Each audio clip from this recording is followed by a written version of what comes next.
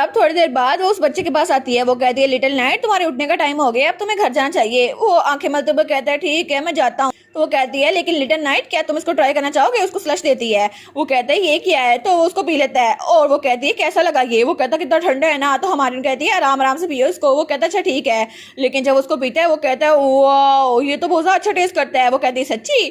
तो तब उसको होने लग जाता है। तो हमारी कहती है सच में कैसा महसूस हो रहा है? वो कहता है जब मैंने इसको पिया है ना तो मुझे अपनी धड़कन साफ महसूस हो रही है, ये तो बहुत ज्यादा तेज से चल रही है। वो कहती है सच्ची? तुमने कहा था ये बहुत ज्यादा कोल्ड है शायद इसी वजह से। वो कहता है नहीं नहीं ये कोल्ड है इस वजह से नहीं। तो तब वो हमारी महल का हाथ पकड़ता है।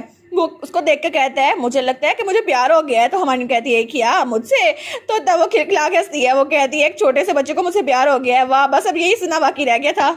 और उसके बाद हमारी महल ने बग्गी मंगवा ली थी, वो उसको वहाँ पे छोड़ने के लिए आ रही थी और तब उस बच्चे ने हमारी महल का हाथ पकड़ा हुआ था। वो कहती सच में तुम्हें वो स्लशी जरा पसंद आया? वो कहता है हाँ मुझे बहुत ज्यादा पसंद आया।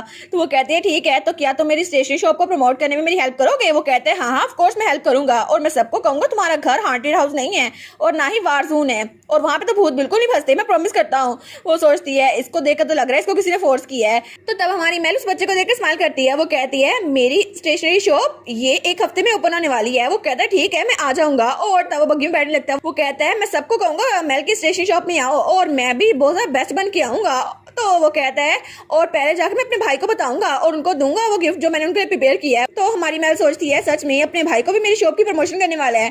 तो वो उसको स्लश देते हुए कहती है इसको अपने भाई तक ले जाना ठीक है, उसको भी देना। वो कहता है ठीक है और उसके बाद उसकी बग्गी वहां चली गई थी और हमारी महल और डोमिनिक उसको बाय कर रहे थे। वो सोचती है आज कितनी सारी चीजें हो गई ना, लेकिन स्टेशनरी शॉप आज भी ओपन नहीं हो पाई। और तब डोमिनिक उसकी तरफ हाथ बढ़ाता है तो उसको देखती है। वो कहती है डोमिनिक? तो डोमिनिक कहता है हाँ क्या हुआ? तो वो कहती है मेरी एंगेजमेंट और मेरी डिसऑनमेंट को खत्म करने का लेटर वो पहुंच गया होगा है ना। पता नहीं उनका रिएक्शन कैसा होगा, शायद वो कुछ ज्यादा ही गुस्से में आ जाए या फिर मेरी रिक्वेस्ट को उसी वक्त कबूल कर लें। और मैं बहुत ज्यादा क्यूरियस हूँ कि आखिर होने क्या वाला है। लेकिन तब उसका हाथ पकड़ लेती है। वो कहती है ठीक है आई विश कि मैं खुद देख सकती सब कुछ होने क्या वाला है। और तब हमें हाउस हस्बैंड दिखा रहता है, ड्यूक हस्बैंड का घर। वहां पे बटलर कहता है सर आपके लिए एक लेटर आया है। तो वो कहता है अच्छा क्या लेटर है?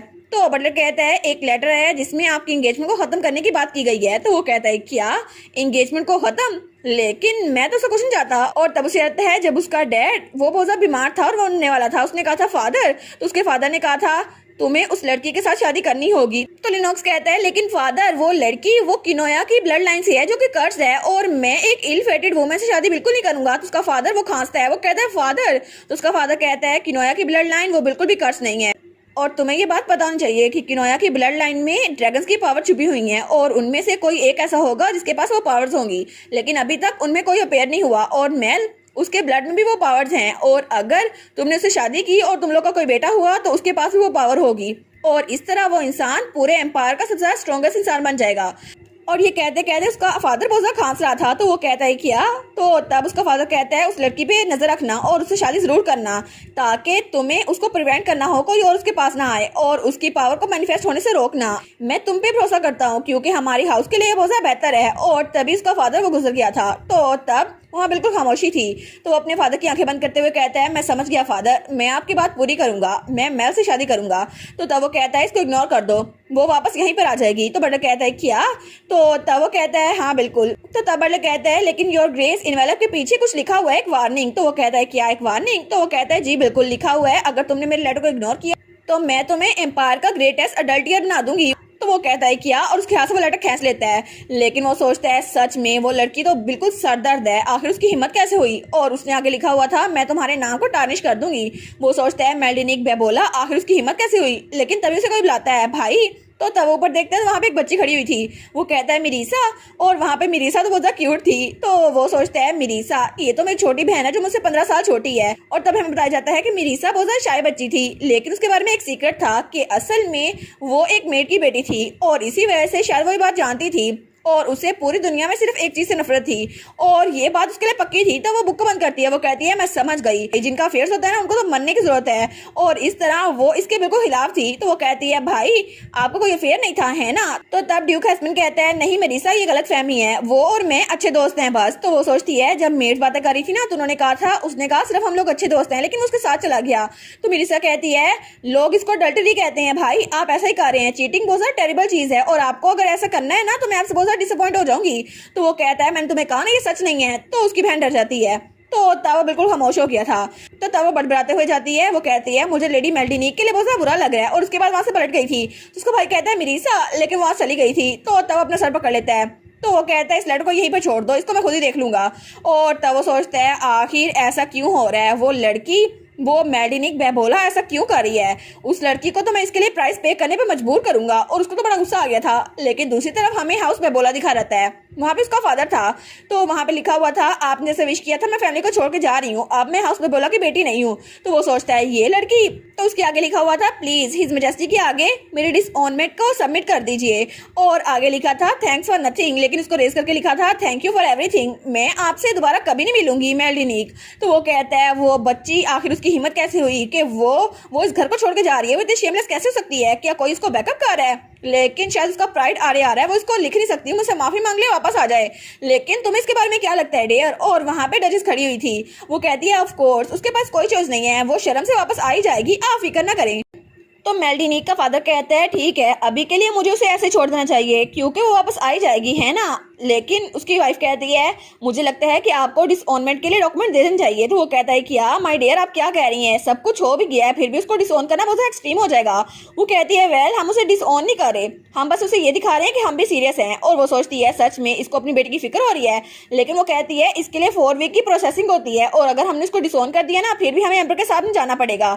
और पूरे एम्पायर में ऐसा कभी भी नहीं हुआ, किसी ने किसी को डिसऑन नहीं किया, और 4 हफ्तों में ये सब कुछ सेटल हो ही जाता है और वो भी वापस आ जाएगी। लेकिन वो सोचती है अगर ये सब कुछ हो गया तो पहली नोबल होगी जिसको डिसऑन किया जाएगा, और एम्पर ये चांस मिस नहीं करेगा कि ड्यूकडम को वीक कर सके, इसलिए वो इसको कबूल कर लेगा। और इसके अलावा मेल्डिनिक की डिसऑनमेंट के साथ साथ अच्छा छुटकारा मिल जाएगा और मेरी बेटी वो लाइमलाइट में आ जाएगी। और जैसे ही मैं मेल्डिनिक को बाहर निकालूंगी ना फाइनली मेरी एफर्ट्स वो मुझे मिल जाएंगी। तो उसका फादर कहता है ठीक है तुम सही कह रही हो, उसको हमें डिसरिस्पेक्ट करने के लिए ये सबक सिखाना चाहिए। वो कहती है जी हमें उसको सबक सिखाना चाहिए।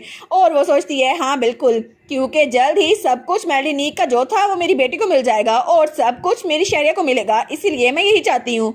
तो तब हमारी मेल्डिनिक का फादर कहते हैं ठीक है मैं अभी एम्पर को डिसऑनमेंट के लिए लेटर भेजता हूँ। तो वो कहती है हाँ और मैं मेल्डिनिक को लेटर भेजती हूँ कि हम उसके डिसऑनमेंट को प्रोसेस कर रहे हैं। और तब उसके कान में कहती है सीक्रेटली करेंगे, किसी को पता नहीं चलेगा। और तब अगले दिन हमारी हीरोइन के पास वो लेटर आ गया था। वो कहती है फाइनली डिसऑनमेंट का लेटर मेरे पास आ गया। वो तो बड़ी खुश हो गई थी और पीछे से डोमिनिक तो काम किया जा रहा था, वो तो बड़ा सीरियस था।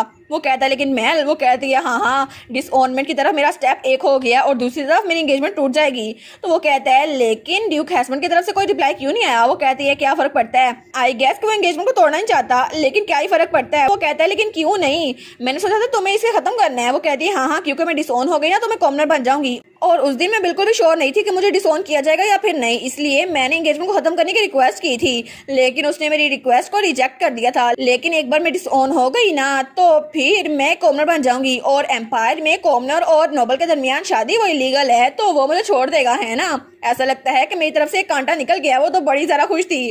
तो डोमिनिक कहता है अच्छा।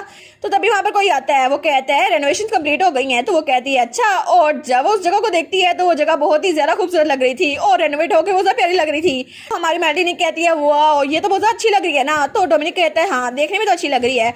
और तब थोड़ी देर बाद वो दोनों एक बेंच पे बैठ गए थे। वो कहती है ठीक है अब बस हमें आइटम्स के आने का इंतजार करना होगा, फिर हम अपना बिजनेस खोल सकते हैं, और उसके बाद हम लोग एक शेफ को हायर करेंगे और एक चॉकलेटियर को। और उसके बाद तो वो कहता है अच्छा उसके बाद क्या। तो वो कहती है हम एक सोर्सर या मेज को भी ढूंढेंगे या फिर एक अल्केमिस्ट को भी। वो कहता है क्या।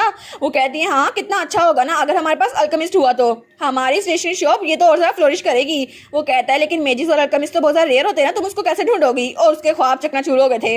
वो कहती है क्या। तो वो कहता है क्या हुआ, मैं तब घूर के रही हो। तो तब उसकी तरफ देख के कहती है मुझे पता है लेकिन मैं इसको बिल्कुल भी गिव अप नहीं करूंगी क्योंकि मैंने तुम्हें ढूंढ लिया था ना, है ना। तो वो कहता है अच्छा।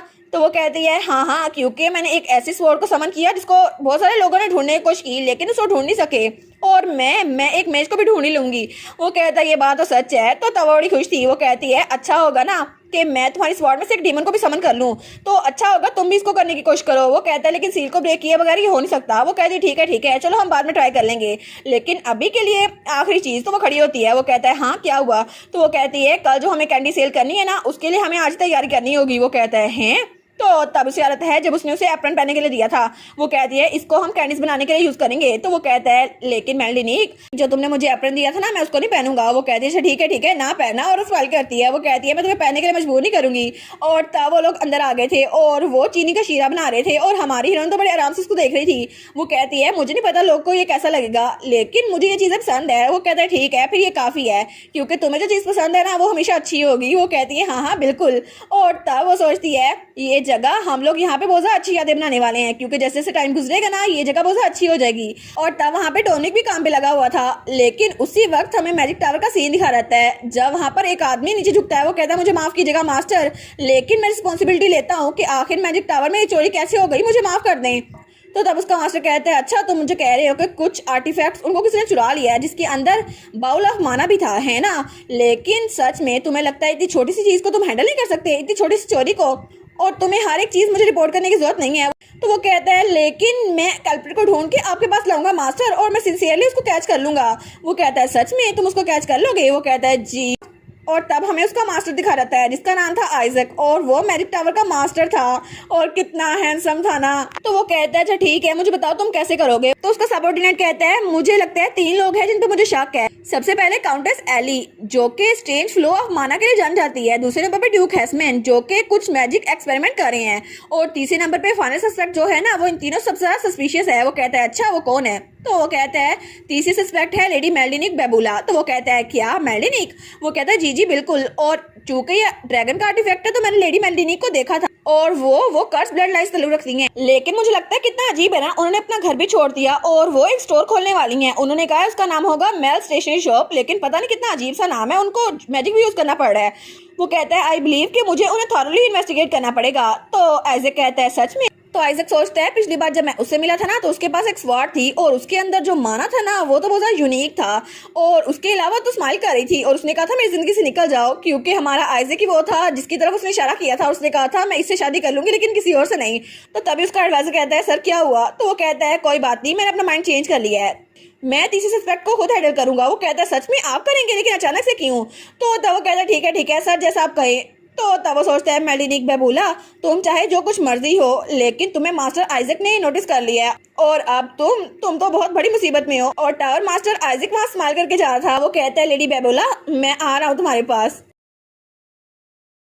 और इसी के साथ ये वाला पार्ट यहीं पर ख़त्म। तो आप लोग बताइएगा आप लोग को ये पार्ट कैसा लगा, और वीडियो को लाइक और चैनल को सब्सक्राइब लाजमी कीजिएगा। बाकी वीडियोस का लिंक भी स्क्रीन पर नज़र आ रहा होगा तो काइंडली उनको भी चेकआउट कर ले। और thank you so much for watching my videos. Stay safe, bye bye.